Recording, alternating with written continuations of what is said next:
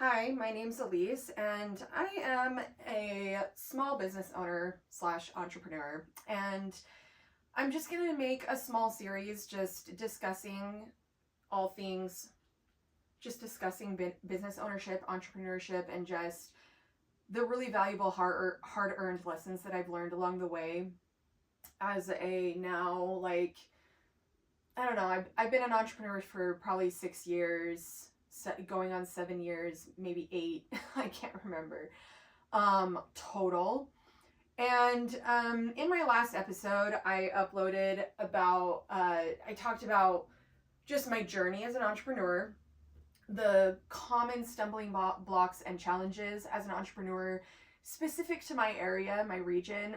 I don't know that those challenges transfer to other areas and regions, but the culture here very much so actually influences business culture in a really not a good way, in my opinion. And so a lot of beginners in my area actually have a really big problem with getting up and going, and I think it's because of a lack of just a true motivation, a true why, like your why for showing up, your purpose. They're not purpose driven. They don't have a really meaningful why for what they do. It's mostly, for the most part, the local small businesses that you come across. Most of them are just simply there to get ahead and try to keep up with this economy. And because of that, it makes it really difficult for other businesses to network with them, have meaningful relationships and network with each other. And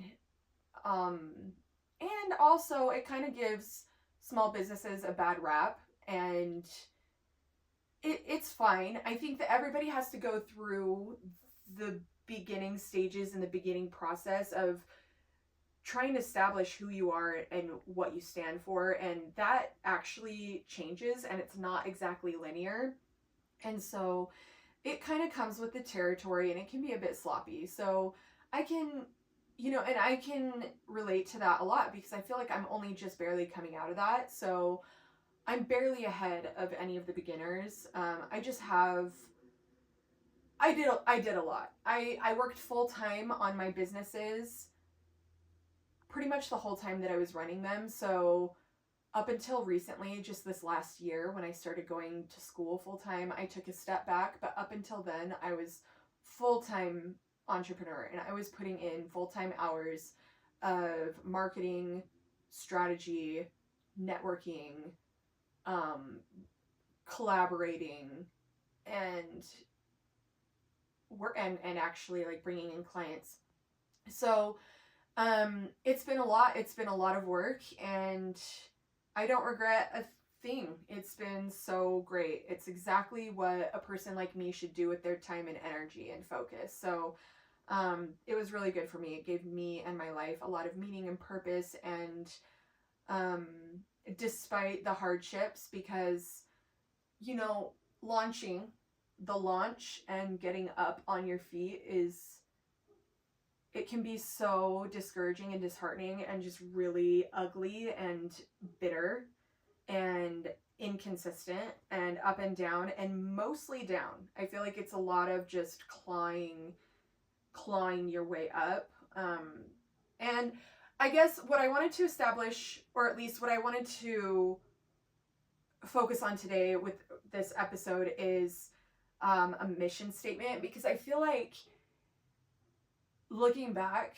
if there was one thing I could have really, really just locked down on and locked in with, it would be my mission.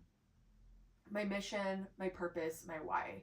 Now, like I said, that can and most likely will shift and pivot and change, sometimes drastically, sometimes just in small ways. But if you don't have a purpose and if you don't have a meaningful why, I don't think you'll make it through the informed pessimist stage of entrepreneurship and launching.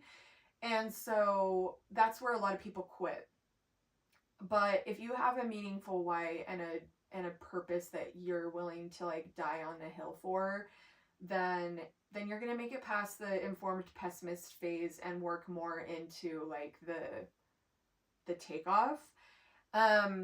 However, like nothing is actually guaranteed. So like take what I say with a grain of salt. This is just helpful information from one person who lived through it and kind of wishes that I would have been more purpose driven and purpose focused, especially in the beginning. It's hard to do so though, because if you're not quite sure what your purpose is, you got to figure that out. And so that could take time. But I pulled this up on the web. You can do this too. We can go through this together, unless the algorithm's going to show up differently for you. But I literally just pulled up like outlining a mission statement, and there's just these clear steps, and I have this really bad itch. Ugh! Why? I just want to go over these steps. Okay. So step 1 is to define your core purpose. And so essentially, like what it says here, this is the heart of your mission. You're looking for a problem to solve or a value to bring. And that is going to drive the purpose of your business, and this is going to define your mission statement. So what is the heart of your mission? And just kind of bringing it to the core concepts, not of what you're doing, but why you're doing it. So if you're just doing it for extra income, it's not going to last long. And maybe you don't need it to. Maybe you're just going through a rough patch, or you're in between, jobs, and you just need something to fill space for now. I get that. And I think that's a lot of small businesses, especially in my community and or in the state that I live in. That's actually probably the majority of ultra small, mega, microscopic small businesses, is that it's just to generate extra income. There's not a mission behind it. There's no purpose. There's no heart and soul.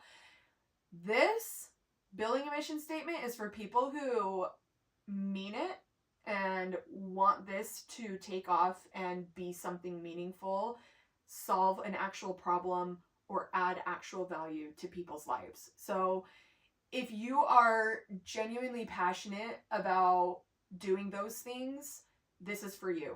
If you have been just like beating your head against a wall as a business owner for several years now, and you're just feeling like you're stuck in a rut, might be time to reevaluate your mission and your purpose. And so this might be helpful for you as well. So anyway, so establishing your purpose, ask yourself, why am I doing this? Why do I want to be doing this? What value do I want to add? And what problem do I want to be solving? So establish that. If you don't have that now, create it now. And keep it short and impactful. So make it very simple and make it very meaningful to you. Something that you are willing to go the extra mile for, because believe me, you are going to go the extra mile. You're going to go the extra 10,000 miles as a small business owner, launching independently and building your own creation from the ground up. So identify your audience and impact. So you want to establish and create what business owners call an avatar. And you're just going to literally identify your target audience and create an avatar that is attached to that target audience. So what this looks like is like, okay, what do they look like? What do they dress like? What are their patterns? What are their hobbies? Where are they? Where are they? And how do I reach them? What are they looking for? What's their budget like? What's going to attract them? What needs do they have? What do I have to address those needs and meet those needs? How will I benefit them? Where are they lacking where I can add value? What problems do they have that I can solve? And just be as specific as possible. Be so specific in building your avatar, and this is your target audience and this is who you're speaking to every single time. And speak to them in the verbiage and narrative of your website. Speak to them in the narrative of your social media marketing strategy. Speak to them in the narrative of anybody that you're meeting with, and make sure that you're consistent in that area. I personally, like, if you go look me up, this is not my focus right now, because as I have stated previously in my previous episode, is that I'm actually taking quite a big, large step back from business ownership, and it's more of a side hustle at this point for me. And so I'm not focused on that at all. I'm not focused on reaching my target audience because I am not looking to gain clients. I'm not looking to grow my business. I'm actually focused entirely, almost 100% on schooling right now, and I'm going into graduate school. So I'm actually kind of in the beginning phases of retirement when it comes to retiring my current business. So I'm coasting. Let's put it that way. I've been speeding and I'm coasting to a stop. So, but if you go look up, like, go find somebody else who's a better example of this. Go find, like, you probably already follow so many people and they are consistent in speaking to their target audience, and you are most likely one of them, and that's why you're there. That's why you're following them. You are their target audience. So just kind of like pay attention to that, and take notes and learn from them, and mirror their strategy, mirror their content in ways that are true to you. So don't copy them exactly, just kind of be a mirror, be a little reflection of their strategy. Take a step back even farther from like what they're actually putting out there. Take a step back to like strategy and their why and their purpose, and mirror that. And that alone, I think, will teach you a lot. And so be specific about your target audience and work to bring step one, like your core purpose, and finding the way to marry your core purpose with your target audience. Like, where are you going to bridge those gaps? What bridge are you going to create from your purpose to your audience, kind of thing. Now you're going to state your approach. So, okay. So with your mission statement, you're going to be speaking to your unique method and your unique approach, your unique values and principles, because there might be 500,000 other businesses that do exactly what you do. There might be thousands of different businesses that do exactly what you do in your community alone.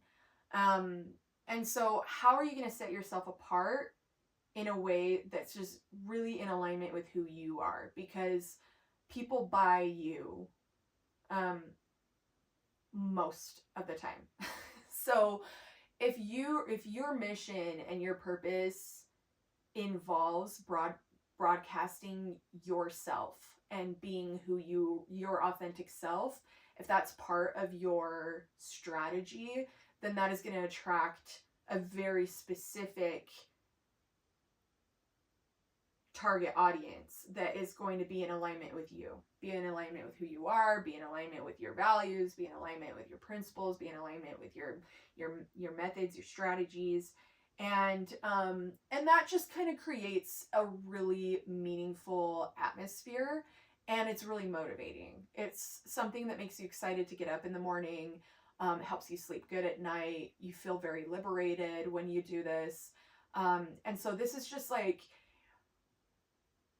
a breath of fresh air and just like a really great way of putting gasoline into your tank. Like this is the fuel, is your approach and essentially your mission statement as a whole. And so definitely identify your approach and your mission statement and why you are different and why that matters to your target audience. How that sets you apart from others that are just like you. Why would they choose you over them? And it's not about being competitive. It's just about being different and authentically different. Like, this is why I'm different, not because they suck, but because this is who I am.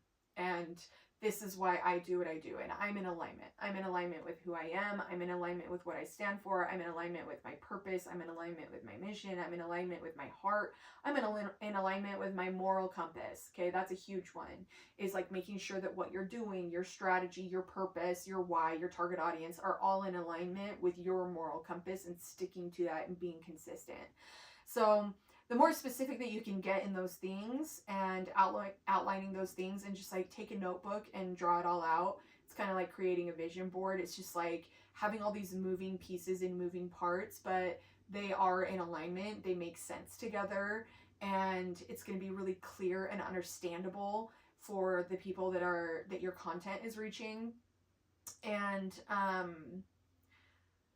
okay, so I think that it would actually be probably really useful to use AI to create a mission statement for you, and just kind of tweak it if it's not really quite what you want. But that's like a really good way to start, I think, is just utilizing those tools that are available to you in our day and age, and have AI help you in those areas. And speak to that mission statement in every possible way and being consistent. So taking that mission statement as your driving force for what you do, how you show up, who you show up for, in what ways you show up for them, how you're speaking to that audience in your marketing campaigns, in your marketing efforts, in your networking efforts. Just always having that heart and soul being the driving force of what you do. And I feel like that is, oh my gosh, it makes 100% all the difference in your business journey. And being okay with pivoting when you need to. So you might establish a mission statement, and over time, you're gonna actually shift it. And over time, you might shift it again and again and again until you get it right where you want it to be long term. And that's okay. Like, be comfortable with shifting, be comfortable with changing and evolving, and just making sure that you're sticking to your moral compass, sticking to what you actually want to bring, and not getting lost in some of the other details, especially the ones that kind of are very tempting, very shiny, very colorful, very attractive, and might be really popular, or other people might be speaking to that, and it's, maybe it shows in some ways, and you might feel a little bit confused. I mean, you might be tempted to kind of look at yourself and your mission statement and be like, okay, where am I going wrong? Because my reality doesn't look like their reality. And avoiding the comparison game and making sure that you just stick to you. Stick to you. Don't be afraid to look different. In fact, do look different, because that will help you stand out. And